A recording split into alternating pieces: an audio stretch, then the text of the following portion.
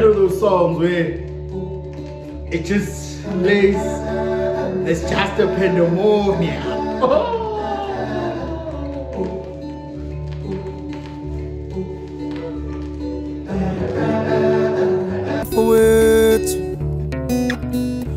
Sishaya imimozi khipha imimoya iphume phalele ngangihamba nomfowethu sishaya imimozi khipha imimoya iphume phalele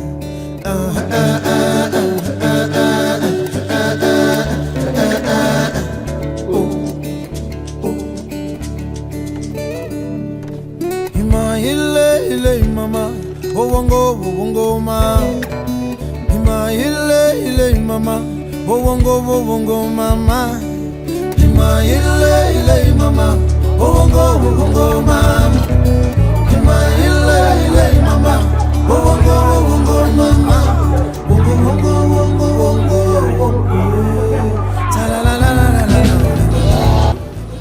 Fat Posties, Lungile Sean. Hey yo, we back! Another record, another group, another dope band to come out of South Africa. One of those projects that I genuinely love, and a project that has really given me life for a very long time, and I think it has given life to a whole lot of people that I know, you know. It's a song or a record that me and certain people and a certain community that I'm part of have really celebrated this band and really celebrated their music. So today I'm doing a review on a really cool project that if you haven't listened to, you need to go back and listen to, because these guys are crazy.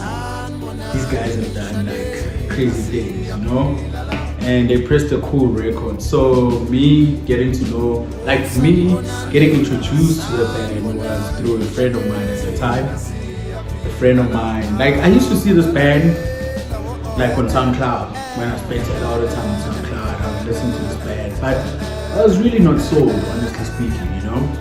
At the time, I was like, what are the Blues doing? But there's a story prior to that, actually, being introduced to the music. Let me start there. So I met this guy, and he was wearing a cricket helmet, and we had a ride. The ride was coming from Hector Peterson Square coming to Joburg, and at the time it was when the fishtail rides were a big thing, and the Fixing Diaries rides were a really huge thing. And got to Soweto, got a bike from Hussein from Fixing Diaries, borrowed me a bike. It was one of those Puma bikes that I owned at some point and gifted by Puma. Gives it to me. I ride with the gents. I don't know the gents. I meet them for the first time. We ride. We have a dog ride. We chill on hill. Have something to drink. The guys are like, yo. Actually, the show Pasha Uhuru hasn't started, but Pasha Uhuru by the time was curated and organized by Kalashnikov, and they were still doing Pasha Uhuru back then at Cornhill, and it was the early days of Pasha Uhuru. So the guys are like, yo, let's go to the Whippet, which was a cycling store in Maboneng, take our bike, we go there, we get there, they buy food, buy drinks, we chill, just hang out for the day. And this guy, man, comes through, and I had my camera at the time, I was still shooting out. Shot this guy, shot a portrait of him, and he was like, yo man, actually I have a band, I'm starting a band, and by the way, my name is Tubatsi Mpho Moloi. I'm like, hey bro, what up? We speak, he tells me about this cool band that he's putting together with these boys, and it's really gonna be a big thing. Me in my head, don't know this guy looks real weird, he's cycling with the cricket helmet, he's got a beard, it's just every person says this, you know, and they say they want to start a band, or they're gonna act, or they're gonna do this or do that, but I've heard the story before, and I'm like, okay, cool, there's my number, hit me up. When the band comes together, I wouldn't mind shooting portraits of you guys. And then cool, time passes, I'm like, hit this guy up, just keeps quiet. doesn't say much, ghosts me, and I'm like, okay, no stress. I leave him. Fast forward later, I meet this guy at an event. I think it was post-photo in Bramford. I'm like, yo, Tubatsi Mpho Moloi. He's like, yo, bro, he doesn't remember me. And I said, yo, man, I hit you up about shooting that thing and you haven't gotten back to me. And he's like, yo, I'll hit you up, homie. Shout out. Hey, by the way, what's your name? I don't remember you. I forgot. And then, you know, like how things go. And then conversation doesn't connect at that time, but leading forward. After that, fast forward to the future, my boy goes to an event and he comes back with a CD that he bought from these guys. And he's like, yo, bro, these guys are crazy. These guys are dope. And they're quite good. You should check them on SoundCloud. At the time, they had music on SoundCloud. Dope music, you know. And at the time before that, I've listened to their stuff, but I wasn't convinced. But since my boy gave me a heads up to go listen to it, I went back and listened. And I discovered this band, man, Evan Village. Like a really dope band to come out of Soweto. They are influenced by folk, influenced by Zulu rock, influenced by maskandi and jazz.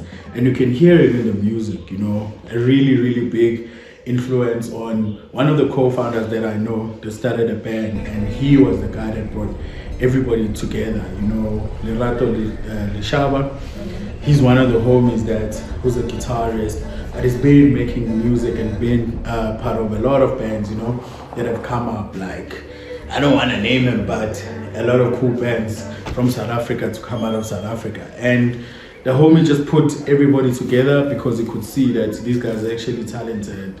Tubatsi was playing the silver flute at the time and also getting into playing the guitar.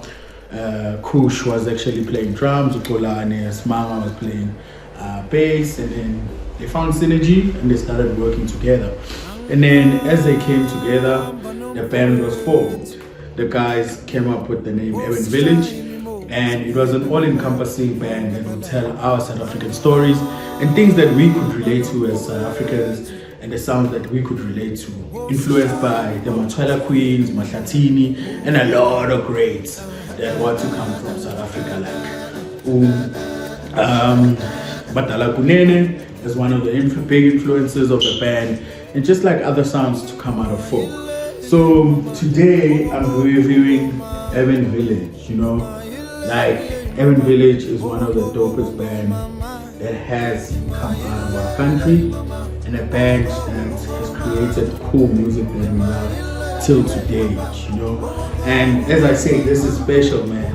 This record was even pressed, even signed by the band at the time, you know. And it's one of those projects that I hold dear to my heart, and I hold really special. So these guys at some point wanted to book these guys for a gig when we used to do a lot of gigs in the hood, a lot of musical experiences that we did in the hood. And as well, the same boy of mine was like, yo, like, we must try and book Evan Village. I'm like, hey, the boys are aspiring. At the time, they were booming. At the time, they were doing crazy things. They were traveling overseas. They were booked in Joburg. Like, they were crazy, man. But with faith, you know, and just like putting things together, pulling strings together. The guys finally came to our gig. They played a gig. It was like one of the dopest gigs that we hosted at the time, you know. And I remember the gig was in December and it was happening as well.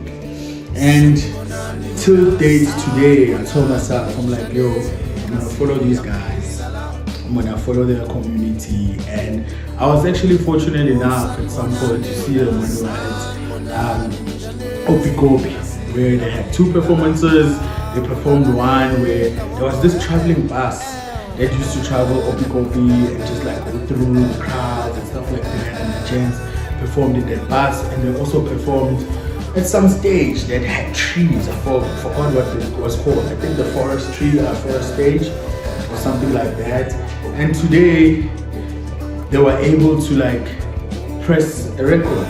Like, the record was called Udondolo, and at the time they were signed with No Format as a distributor, and this record was pressed and distributed through No Format. one of the dopest, one of the coolest labels that really distributes a lot of sounds from Africa. It has guys like Salif Keita, Omar Singare, Tubatsi Mpho also pressed and distributed by them, and it's one of those labels that you want to check out because they have a lot of South African and African storytellers in their distribution or in their label. You know, No Format gave us this project, a really beautiful project, a project that has over 10 songs. But one thing I don't like about this record, honestly, is because it's a dope record, but I don't like the pressing that it's actually pressed on white.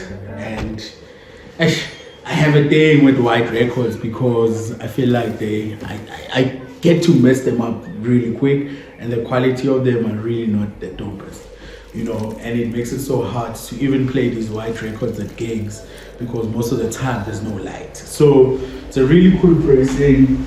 The pressing is pressed on white. Let me show you. It's one of those coolest projects, man, but I'm not a fan of white records that are pressed on white, but it's really a cool project.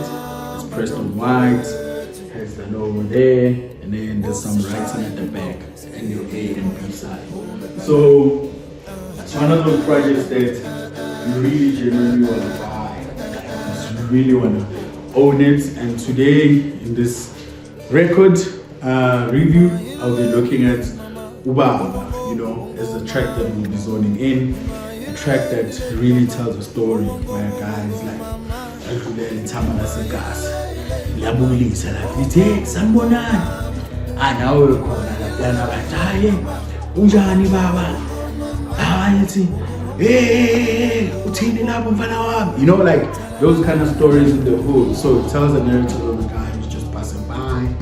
He greets the guy at the gate, he asks about his dad, and the guy tells that ithama likhona ubaba ukhona siyaphila and bonke abantu baphelele la endlini. And as you follow the narrative, it just gives you that South African storytelling and the things that we grew up with growing up in the hood, and just like the community and the love and everything that encompasses us as we grow up.